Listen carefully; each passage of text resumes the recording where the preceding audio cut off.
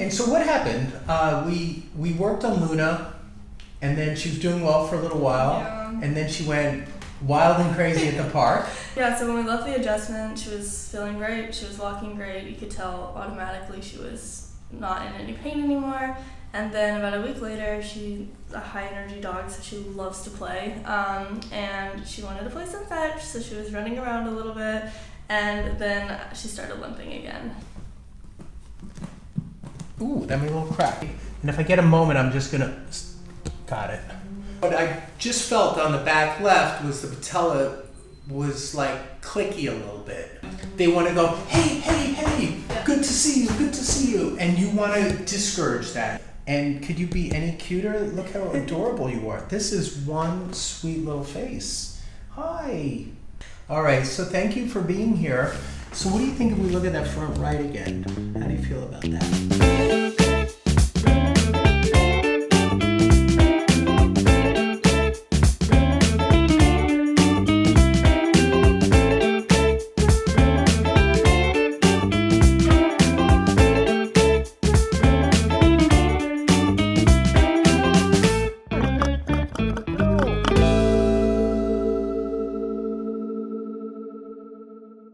I just made a new online course called How to Massage Your Own Dog.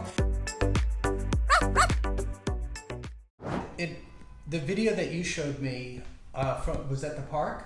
That or was outdoors somewhere? outdoors, yeah. Yeah, it looked like it was that same front Yeah. right. And you can see, if we can put that clip up, her left arm posts really strong and the right arm swings. So it's post, swing. And that's how I see that the gait is off. So let's do a little work. We're gonna check the atlas. We'll do a sweep down the back and just see if there's any new misalignments. And then we'll get right in on the right front leg.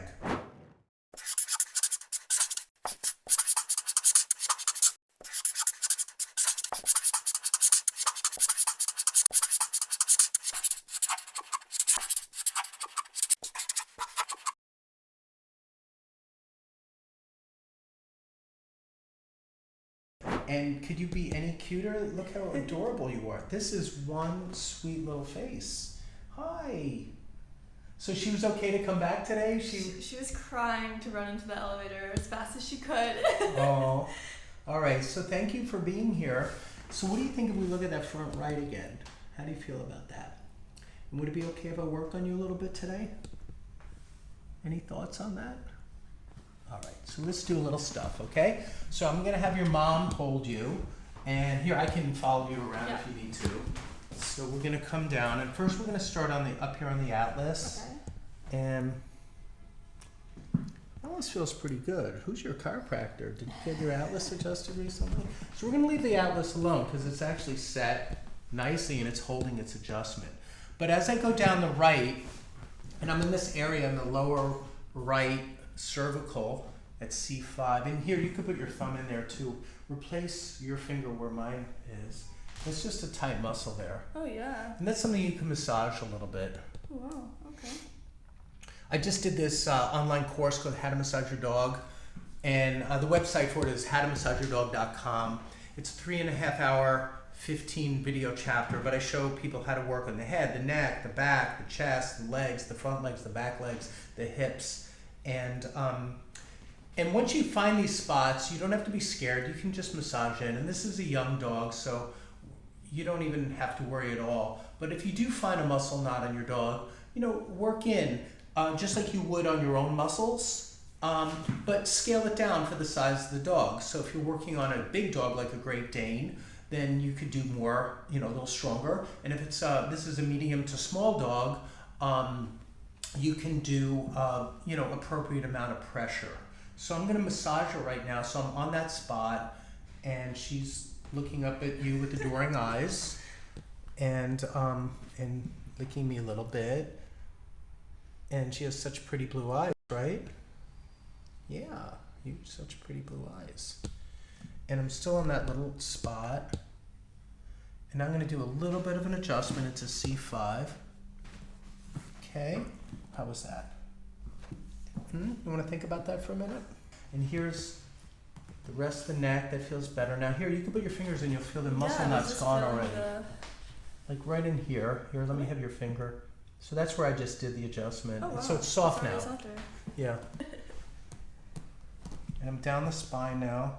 She definitely jumps a lot, right? Oh, yeah. So here we go. Ooh, that made a little crack. Did you hear that one, babe? All right, let's check the rear end. The rear end feels good. Now I'm down here on the pelvis. Feel a little spot at sacral base, posterior right. I might adjust that with this little activator. Got it. And I'm down here at the sacrum, this tuber sacralis.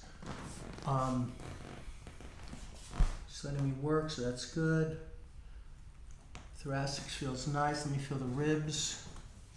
Let me take one leg at a time and bring it back. A little doggy arabesque. To the other side. Good. Let me compress the leg. Bring it down. Compress. Stretch it back. Stretch it back and hold. Good. Let's do the other side. Compressing up. Feels good. Bringing it back. One thing I just felt is her patellas could have a future of being hypermobile, and that's the kneecap.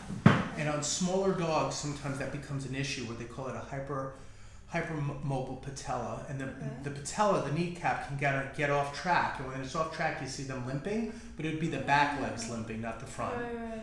So what we want to encourage people with smaller dogs is don't let them jump up on their back legs as a habit. I mean, jump up on their front legs. What am I talking about? So when we greet them, they want to go, hey, good to see you, good to see you. And you want to discourage that. You want to push them back down and maybe take a knee or put them next to you on the couch and then play with them. But don't encourage them to jump up on two legs. Okay. And because what I just felt on the back left was the patella was like clicky a little bit. Okay. Nothing wrong now, Okay. but if I was going to predict the future, I would say you have to be careful with her back kneecaps.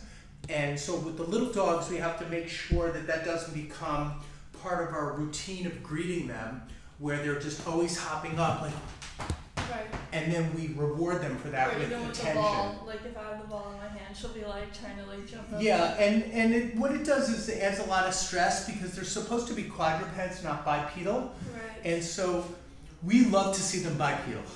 It's like a human thing. But their anatomy isn't really designed for that. And especially with the smaller dogs, we don't do that with a Great Dane, right? We don't have a Great Dane because a Great Dane would be your height, Yeah. right? Or And we go, hey. So we don't do that with a Great Dane or a big Mastiff or a big Rottweiler. But we do encourage it on the little dogs, and it can come back and haunt you because years later, your vet will go, now we have a hypermobile patella, and that can become a big problem with little tiny dogs. Now she's not little, but she's on the little end. She's like medium little. So now let's go up to the front right and see what's happening. So this is the side that you went a little crazy with, okay? So if I set this today, listen, because you gotta follow these directions, okay? You have to take it easy for about 5 days. I'm probably gonna want you to stay on leash for 5 days and let this settle in, okay? So here we go, we're gonna look. So here's that front right. And here, you're gonna hold her enough to control her, maybe up here at the shoulders. So I can, and you can also put a hand under her belly. That might be nice. Gotcha. Hi, sweetie, okay? I'm just gonna extend this leg out. So this is where it gets a little tight. And if I get a moment, I'm just gonna, got it. Set that back in. One more, got it. So that's an anterior humerus, where the humerus comes forward. And when she reaches out, it's tender. So I'm setting that shoulder back in, and I'm also going to do a high velocity, because it is a high velocity activator adjustment, which is very soft. Got it. So that part's done. Yay! So I reset the shoulder. It startled her, but it was mostly the noise. And let's put her down and see if she wants to shake out a little bit, okay? So you put her on the floor. Don't pet her for a little while. Let her integrate it herself. And just see what she wants to do. When you say off leash, you mean like no dog park, anything like that? correct? Yeah, I would keep her literally on a leash Okay. for 5 to 7 days. But not in the house, right? So you don't unhook her. In the house? And in the house is fine. Oh, So in the house is fine. okay, cool. But discourage her doing any zoomies in the house. Okay, she doesn't really do this. Okay. So you want to get down and give her attention here and not have her always be rewarded for, or some people really work it, they work it with treats and they work it as a cute thing, but what will happen is the patellas sometimes can't handle that much stress. Okay. And then this great athletic dog, years later, you'll go, it can't run anymore, it can't jump anymore, and then you lose that joy that is her great athleticism. So thank you for watching, everybody. Thank you. And encourage Luna to have, encourage her to spend 5 to 7 days on leash, but you can go for long walks, but that will keep her from really doing too crazy athletic moves. Like, what do they call it? Parkour, where they run off a wall and do a backflip. And No parkour. no parkour for you, okay? Thanks, everybody. Just letting me work, so that's good. Set that back in. One more. Got it. Go. Ooh, that made a little crack. Did you hear that one, babe?